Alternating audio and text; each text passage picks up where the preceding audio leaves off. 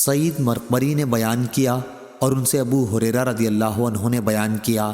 کہ رسول کریم صلی اللہ علیہ وسلم نے فرمایا، اگر کسی شخص کا ظلم کسی دوسرے کی عزت پر ہو یا کسی طریقے سے ظلم کیا ہو تو اسے آج ہی اس دن کے آنے سے پہلے معاف کرا لے جس دن نہ دینار ہوں گے نہ درہم،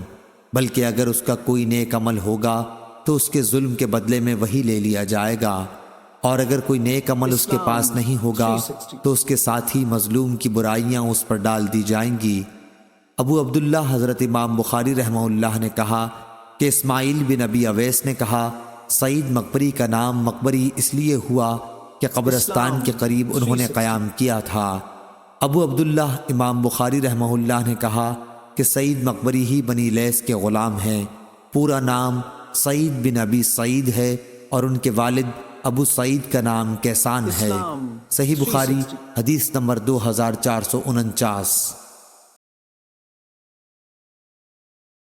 ہشام بن عروہ نے خبر دی، انہیں ان کے باپ نے اور ان سے عائشہ رضی اللہ عنہ نے قرآن مجید کی آیت اگر کوئی عورت اپنے شوہر کی طرف سے نفرت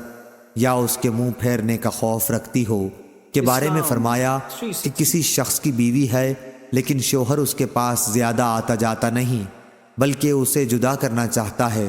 اس پر اس کی بیوی کہتی ہے کہ میں اپنا حق تم سے معاف کرتی ہوں، اسی بارے میں یہ آیت نازل ہوئی۔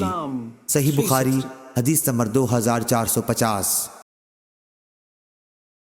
امام مالک نے خبر دی، انہیں ابو حازم بن دینار نے اور انہیں سہل بن سعدی رضی اللہ تعالیٰ عنہ نے کہ رسول کریم صلی اللہ علیہ وسلم کی خدمت میں دودھ یا پانی پینے کو پیش کیا گیا، آپ نے اسے پیا۔ آپ کے دائیں طرف ایک لڑکا تھا اور بائیں طرف بڑی عمر والے تھے۔ لڑکے سے آپ صلی اللہ علیہ وسلم نے فرمایا، کیا تم مجھے اس کی اجازت دو گے کہ ان لوگوں کو یہ پیالہ دے دوں؟